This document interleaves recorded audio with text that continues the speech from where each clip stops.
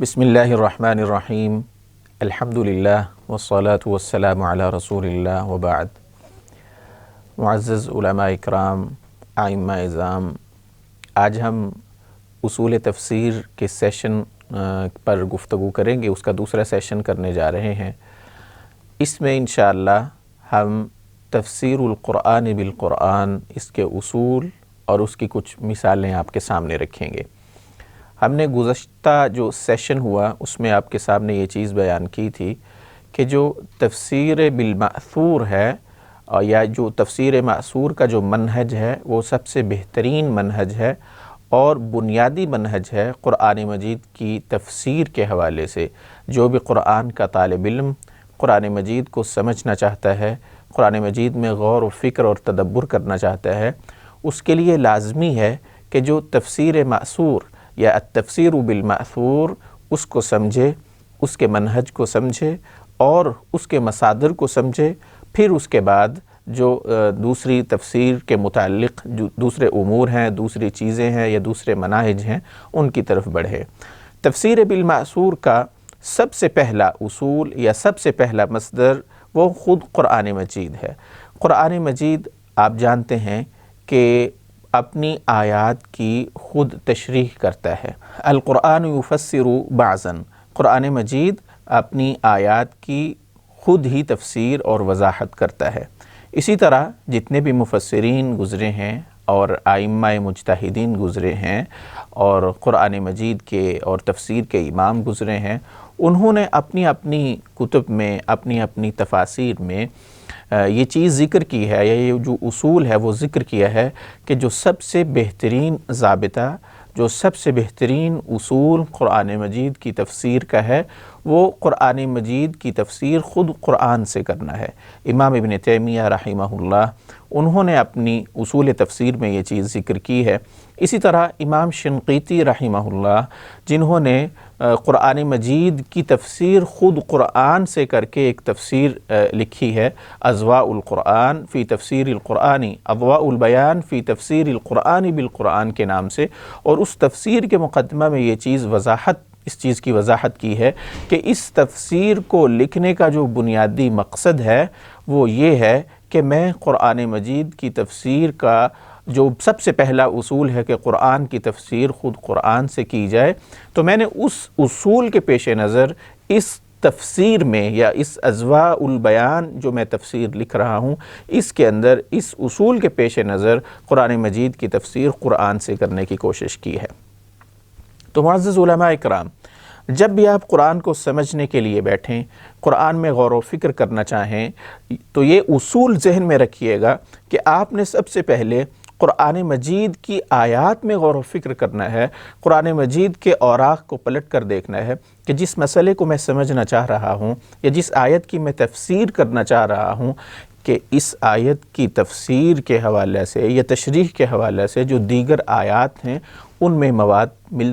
تو نہیں مل رہا مجھے۔ جب آپ غور و فکر کریں گے تو آپ کو 20 آیات اسی آیت کی تفسیر میں مل جائیں گی، یا اس سیاق و سباق میں غور و فکر کرنے سے، دیگر آیات میں غور و فکر کرنے سے آپ اس آیت کی تفسیر اور تشریح میں کسی نتیجے پر پہنچنے کے قابل ہو جائیں گے اگر آپ قرآن ہی میں غور و فکر کرنا شروع کر دیں۔ اس حوالے سے جو اصول ہیں اس میں سب سے پہلی بات یہ ہے کہ بعض دفعہ تو یہ ہوتا ہے کہ قرآن مجید کی آیت، اس کی وضاحت دوسری قرآن مجید کی آیت سے ہو رہی ہوتی ہے اور وہ اس میں کسی کے قول کی ضرورت نہیں ہوتی، وہ خود وضاحت کے ساتھ بیان کر رہی ہوتی ہے کہ یہ پچھلی آیت کی تفسیر ہے۔ مثال کے طور پر قرآن میں اللہ فرماتے ہیں وَالسَّمَاءِ وَالطَّارِقِ وَمَا أَدْرَاكَ مَا الطَّارِقُ، اللہ تعالیٰ آسمان کی قسم اٹھاتے ہیں، طارق کی قسم اٹھاتے ہیں، پھر فرماتے ہیں وَمَا أَدْرَاكَ مَا الطَّارِقُ، تمہیں کیا معلوم کہ طارق کیا ہے؟ آگے کیا ہے؟ النجم الثاقب، یہ ایک ستارہ ہے۔ اب دیکھیے، اب اللہ تعالیٰ نے خود ہی سوال اٹھایا وَمَا أَدْرَاكَ مَا الطَّارِقُ، طارق کیا ہے، اور اس کے بعد پھر اس کی وضاحت کر دی کہ النجم الثاقب وہ ستارہ ہے۔ اسی طرح ایک اور مقام پر یعنی آگے 30ویں پارہ میں اللہ تعالیٰ فرماتے ہیں القارعہ ما القارعہ وما ادراک ما القارعہ، یعنی قارعہ کیا ہے؟ تو آگے یوم یکون الناس کالفراش المبثوث وتکون الجبال کالعہن المنفوش، جب ہم آیات میں غور و فکر کرتے ہیں تو ہمیں پتہ چل جاتا ہے کہ القارعہ یا قارعہ سے مراد قیامت کا دن ہے، قیامت کے دن کی ہولناکی ہے۔ اسی طرح ایک اور مقام پر اللہ تعالیٰ فرماتے ہیں کہ وَمَا أَدْرَاكَ مَا يَوْمُ الدِّينِ، کہ جزا کے دن کے بارے میں آپ کو کیا معلوم کہ کیا ہے جزا کا دن؟ یوم لا تملک نفس لنفس شیئا، تو اللہ تعالیٰ نے یوم الدین سے مراد کیا ہے اس کی وضاحت اگلی آیت سے ہمیں ہو رہی ہے کہ اس سے مراد بھی قیامت کا دن ہے، جزا و سزا کے دن سے مراد قیامت کا دن ہے، قیامت کے دن کے مناظر ہیں۔ تو گویا ایک آیت اور اس کی وضاحت دوسری آیت میں موجود ہے، اور اس وضاحت کے لیے ہمیں کسی کے قول کی یا کسی کی رہنمائی کی ضرورت نہیں ہے، بلکہ وہ خود آیت بول کر بتا رہی ہوتی ہے کہ یہ پچھلی آیت کی یا فلاں آیت کی تشریح اور توضیح ہے۔ اسی طرح جب حضرت آدم علیہ السلام وہ جنت سے جب نکلے ہیں تو فَتَلَقَّى آدَمُ مِن رَبِّهِ كَلِمَاتٍ فَتَابَ عَلَيْهِ، اللہ تعالیٰ فرماتے ہیں کہ اللہ تعالیٰ ہی نے ان کو چند کلمات سکھائے جن کے ذریعے انہوں نے رب کی طرف رجوع کیا تھا۔ اب اس آیت میں یا اس مقام پر ذکر نہیں ہے کہ وہ کون سی کلمات تھے کہ جس کے ذریعے انہوں نے حضرت آدم علیہ السلام نے اللہ کی طرف رجوع کیا تھا۔ اگر ہم قرآن میں غور و فکر اور تدبر کریں اور حضرت آدم علیہ السلام کا جہاں جہاں واقعہ یہ بیان ہوا ہے اس میں غور و فکر کریں، ان ساری جگہوں کو ایک جگہ پر رکھ کر ہم مطالعہ کریں تو ہمیں پتہ چل جاتا ہے کہ وہ کلمات جن کلمات کو اللہ تعالیٰ نے حضرت آدم کو سکھایا، پھر ان کلمات کے ذریعے حضرت آدم علیہ السلام نے اپنے رب کی طرف رجوع کیا اور اللہ تعالیٰ نے ان کی توبہ کو قبول فرمایا۔ وہ کون سے کلمات تھے؟ وہ تھے ربنا ظلمنا انفسنا وان لم تغفر لنا وترحمنا لنکونن من الخاسرین، یہ وہ کلمات تھے جو اللہ تعالیٰ نے ان کو سکھائے۔ فتلقى آدم من ربه کلمات فتاب علیہ، اور انہی کلمات سے انہوں نے اپنے رب کی طرف رجوع کیا اور اللہ تعالیٰ نے آپ کی توبہ کو یا آپ کے رجوع کو قبول فرمایا تھا۔ تو ایک اصول یا ایک بات یہ ذہن میں رکھیے کہ بعض دفعہ قرآن مجید کی آیت اور تفسیر اور اس کی وضاحت میں دوسری آیت موجود ہوتی ہے، انسان غور و فکر اور تدبر سے اس آیت تک پہنچتا ہے اور وہ سمجھ جاتا ہے یا وہ آیت بول کر بتا رہی ہوتی ہے کہ میں فلاں آیت کی تفسیر اور تشریح ہوں۔ دوسرا یہ ہے کہ رسول اللہ صلی اللہ علیہ وسلم کسی قرآن مجید کے کسی آیت کے کلمہ کی تشریح اور تفسیر خود قرآن مجید ہی سے بیان کر کے بتا رہے ہوتے ہیں۔ مثال کے طور پر قرآن میں اللہ فرماتے ہیں الذین آمنوا ولم یلبسوا ایمانہم بظلم اولئک لہم الامن وہم مہتدون، وہ لوگ جو ایمان لائے اور انہوں نے اپنے ایمان کو ظلم کے ساتھ مخلوط نہیں کیا۔ اب ظلم کا عام سا مفہوم جو ہے وہ تو یہ ہے کوئی زیادتی کر بیٹھنا یا کوئی بھی گناہ کر لینا یا کوئی گناہ کا کوئی خیال انسان کے ذہن میں آ جائے، بظاہر یہ بھی ایک زیادتی ہے۔ انسان اللہ کے حقوق کی ادائیگی میں یا بندوں کے حقوق کی ادائیگی میں جو سستی برتتا ہے بظاہر وہ بھی ظلم ہے۔ لیکن صحابہ اکرام رضوان اللہ علیہم اجمعین پریشان ہوئے کہ یہ چھوٹے چھوٹے گناہ، یہ زیادتیاں، یہ تو اور حتیٰ کہ انسان کے ذہن میں کسی برائی کا خیال کا آ جانا بظاہر یہ بھی زیادتی ہے، تو یہ تو ہو جاتا ہے، تو اس کا مطلب ہے کوئی بھی کامل ایمان والا نہیں ہے، کوئی بھی اس زمرہ میں نہیں آتا لہم الامن وہم مہتدون، کوئی بھی ہدایت یافتہ نہیں ہے۔ حضرت عبداللہ ابن مسعود فرماتے ہیں صحابہ اکرام پوچھنے لگے اینا لم یظلم نفسہ، کون ہے جو اپنے آپ پر ظلم نہیں کرتا؟ تو رسول اللہ صلی اللہ علیہ وسلم نے آیت مبارکہ میں استعمال ہونے والے لفظ کلمہ ظلم کی وضاحت کرتے ہوئے فرمایا کہ جس طرح تم سمجھے ہو اس سے مراد وہ ظلم نہیں ہے بلکہ اس سے مراد شرک ہے۔ پھر حضور علیہ السلام نے ظلم سے مراد شرک، اس کی وضاحت قرآن کی دوسری آیت سے فرمائی جو کہ سورہ لقمان میں حضرت لقمان اپنے بیٹے کو وصیت کرتے ہوئے فرماتے ہیں کہ یا بنی لا تشرک باللہ ان الشرک لظلم عظیم، اے میرے بیٹے اللہ کے ساتھ کسی کو شریک مت ٹھہرانا۔ اللہ کی صفات اس کا وہ صرف اور صرف اللہ کے لیے ہیں، خالق، رازق، مالک اور سجدے کے لائق تعظیم کے لائق، ماتھا ٹیکنے کے لائق اگر ذات ہے تو وہ اللہ کی ذات ہے۔ اس کی ذات کے علاوہ کسی اور سے کوئی توقع نہ رکھنا، دینے کی کوئی امید نہ رکھنا، اولاد مانگنے کے لیے کسی اور کے پاس نہ جانا، یہ ساری صفات اللہ کی صفات ہیں، خالص اللہ کی صفات ہیں۔ صرف اس کے لیے ان صفات کو خالص رکھنا، کسی اللہ کے ساتھ کسی کو شریک نہ ٹھہرانا۔ اگر شریک ٹھہراؤ گے تو کیا ہے؟ ان الشرک لظلم عظیم، شرک بہت بڑا ظلم ہے۔ تو معزز سامعین، ائمہ اکرام، یہ سمجھ لیجئے کہ دوسرا اصول تفسیر القرآن بالقرآن کا کیا ہے کہ نبی کریم صلی اللہ علیہ وسلم کسی آیت کی تفسیر تو وہ نبی کریم فرما رہے ہیں، لیکن اس تفسیر میں بھی وہ استدلال کسی قرآن کی آیت سے ہی فرما رہے ہیں۔ مثلا ظلم کی جو تفسیر اور تشریح ہے وہ رسول اللہ صلی اللہ علیہ وسلم نے فرمائی ہے، لیکن فرمائی قرآن کی آیت سے ہی ہے۔ تیسری بات کہ کوئی صحابی وہ قرآن مجید کی کسی آیت کی تفسیر میں کچھ بیان فرمائیں، لیکن وہ بھی قرآن مجید کی کسی دوسری آیت سے ہی اس کی وضاحت فرمائیں۔ مثال میں آپ کے سامنے عرض کروں تو سورہ الطور میں اللہ تعالیٰ فرماتے ہیں وَالطُّورِ وَكِتَابٍ مَّسْطُورٍ فِي رَقٍّ مَّنشُورٍ وَالْبَيْتِ الْمَعْمُورِ وَالسَّقْفِ الْمَرْفُوعِ۔ وَالسَّقْفِ الْمَرْفُوعِ عربی لغت میں آپ دیکھیں تو سقف سے مراد اونچی چیز کو بھی کہا جا سکتا ہے، اور بھی بہت سارے معنی ہیں کہ سقف سے مراد، سقف مرفوع سے مراد کیا ہے۔ حضرت علی رضی اللہ تعالی عنہ وہ کہتے ہیں کہ السقف المرفوع سے مراد آسمان ہے۔ پھر وہ جو انہوں نے اس کلمہ کا تعین کیا ہے کہ اس سے مراد آسمان ہے، اس کی دلیل کے طور پر انہوں نے قرآن مجید کی دوسری آیت کو بیان فرما دیا وَجَعَلْنَا السَّمَاءَ سَقْفًا مَحْفُوظًا۔ اللہ تعالیٰ نے قرآن مجید میں ارشاد فرمایا کہ ہم نے آسمان کو ایک محفوظ چھت بنایا ہے۔ تو حضرت علی رضی اللہ تعالی عنہ نے پہلے یہ بیان کیا کہ سقف مرفوع سے مراد آسمان ہے، پھر اپنی اس وضاحت کی کہ دلیل کے طور پر قرآن مجید ہی کی آیت بیان فرمائی کہ وَجَعَلْنَا السَّمَاءَ سَقْفًا مَحْفُوظًا۔ یہ تین چیزیں ذہن میں رکھیے گا۔ قرآن کی تفسیر کسی قرآن کی دوسری آیت سے ہو رہی ہو، لیکن اس کے لیے کسی کا قول نہیں بلکہ خود ہی وضاحت، خود ہی انسان سمجھ جائے کہ یہ فلاں آیت کی تشریح ہے۔ نمبر دو، رسول اللہ صلی اللہ علیہ وسلم قرآن کی کسی آیت کی تشریح اور توضیح اپنے الفاظ میں بیان کریں، اور پھر اس کے بعد اس کی دلیل کے طور پر قرآن ہی کی آیت بیان کریں، یعنی کہ رسول اللہ صلی اللہ علیہ وسلم نے رہنمائی فرمائی کہ اس آیت کی تفسیر میں یہ فلاں آیت ہے۔ نمبر تین، صحابہ میں سے کوئی قرآن مجید کی تفسیر، قرآن مجید کی آیت کی تفسیر میں کوئی دوسری آیت بیان فرمائیں، لیکن یہ رہنمائی صحابی کے ذریعے ہو کہ یہ اس آیت کی تفسیر یہ فلاں آیت ہے۔ اسی طرح اس سے آگے چلیں تو صحابہ کے بعد جو تابعین ہیں وہ بھی اگر قرآن مجید کی تفسیر کرنے کے بعد، اپنا اجتہاد کرنے کے بعد دلیل کے طور پر خود قرآن مجید ہی سے کوئی آیت بیان کریں تو وہ بھی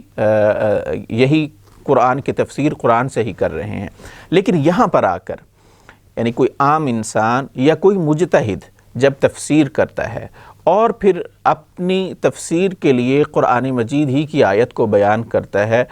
تو بعض دفعہ ایسا بھی ہوتا ہے کہ وہ اگر دیگر آیات کو ہم دیکھیں یا احادیث کو دیکھیں تو وہ جو استدلال جس آیت سے کیا جا رہا ہوتا ہے یا جو نتیجہ نکالا جا رہا ہوتا ہے وہ درست نہیں ہوتا۔ مثال کے طور پر صرف ایک مثال آپ کے سامنے رکھوں گا، غلام احمد پرویز، انہوں نے قرآن مجید کی تفسیر کرتے ہوئے یہ جو حضرت آدم علیہ السلام کا جہاں جہاں ذکر آیا ہے تو وہاں پر وہ کہتے ہیں کہ یہ آدم کوئی نبی نہیں تھا، یہ ایک قبیلے کا نام تھا یا اس قبیلے کے سردار کا نام تھا، یا یہ کہ حضرت آدم سے پہلے بہت سے انسانوں کو اللہ تعالیٰ پیدا فرما چکے تھے۔ وَلَقَدْ خَلَقْ، اچھا وہ دلیل کیا دیتے ہیں کہ جہاں جہاں پر بھی یہ واقعہ ذکر ہوا ہے وہاں پر جمع کا صیغہ استعمال ہوا ہے۔ وَلَقَدْ خَلَقْنَاكُمْ ثُمَّ صَوَّرْنَاكُمْ،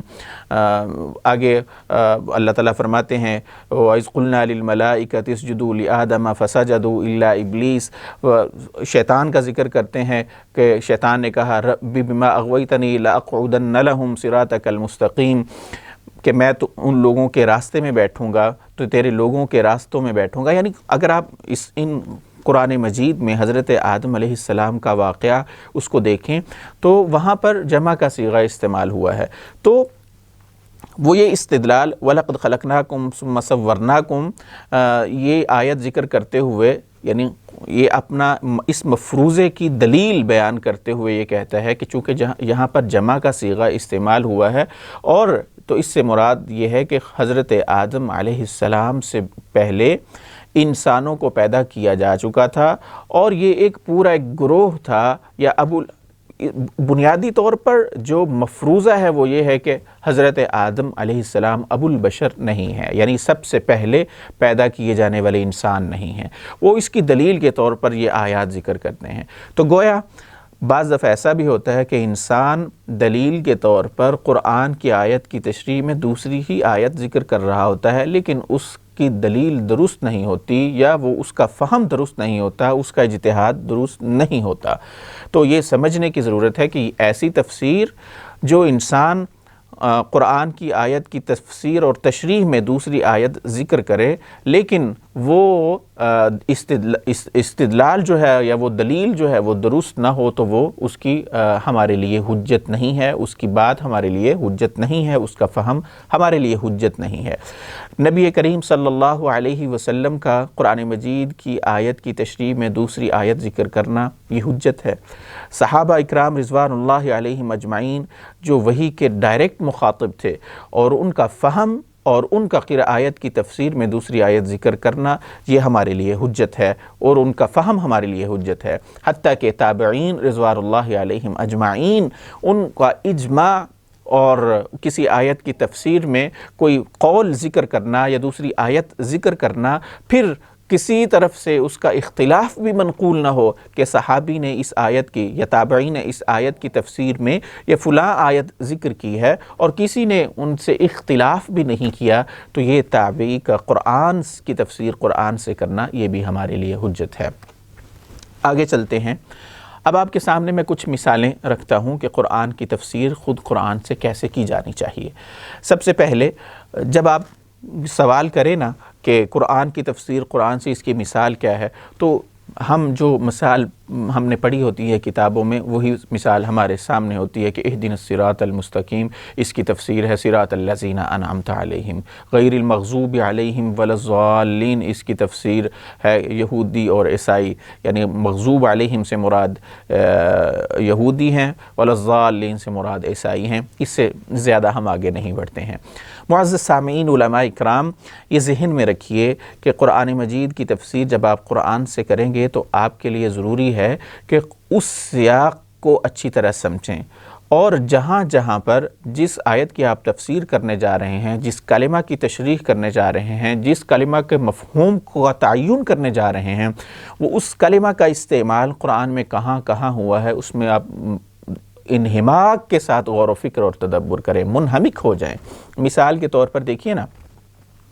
اب قرآن میں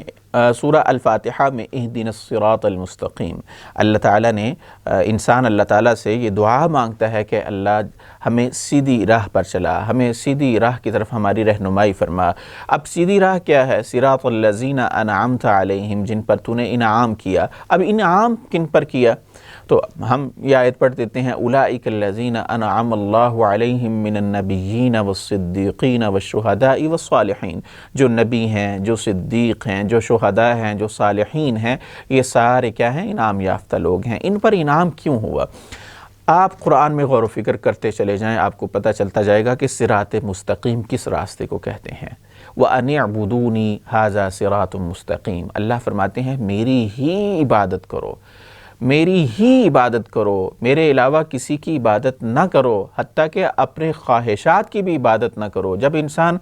اپنے خواہشات کی پیروی کرتے ہوئے اللہ کے راستے سے بھٹک جاتا ہے، اللہ کہتا ہے کہ تم صبح اٹھ کر نماز پڑھو۔ جب انسان کی خواہش یہ ہے کہ نہیں ابھی سویا رہوں، ابھی لیٹا رہوں، ابھی ہمت نہیں ہے، تو گویا آپ نے اللہ کی بات کو ثانوی حیثیت دی ہے، اپنی خواہش کو اولین حیثیت دی ہے، تو گویا آپ نے اللہ اللہ کی عبادت نہیں کی۔ وَأَنِ اعْبُدُونِي هَذَا صِرَاطٌ مُسْتَقِيم، میری ہی عبادت کرو، یہی صراط مستقیم ہے۔ قُلْ إِنَّنِي هَدَانِي رَبِّي إِلَى صِرَاطٍ مُسْتَقِيم، نبی کریم صلی اللہ علیہ وسلم یہ بیان فرما رہے ہیں کہ میرے اللہ نے صراط مستقیم کی طرف مجھے ہدایت دی ہے۔ کون سا صراط مستقیم؟ دِينًا قِيَمًا مِلَّةَ إِبْرَاهِيمَ حنیفہ، وہ جو حضرت ابراہیم علیہ السلام کی جو ملت ہے، جو ان کا طریقہ کار ہے، وہی صراط مستقیم ہے۔ آج حضرت ابراہیم علیہ السلام کی سنت پر آج کے جو جدید معاصر مسلمان ہیں، جنہیں ہم سیکولر بھی کہہ سکتے ہیں، وہ یہ اعتراض کرتے ہیں کہ قربانی کرنے کی کیا ضرورت ہے، یہی پیسے یا یہی رقم ہم غریبوں میں تقسیم کر دیں۔ بہت عجیب قسم کے اعتراضات ہوتے ہیں،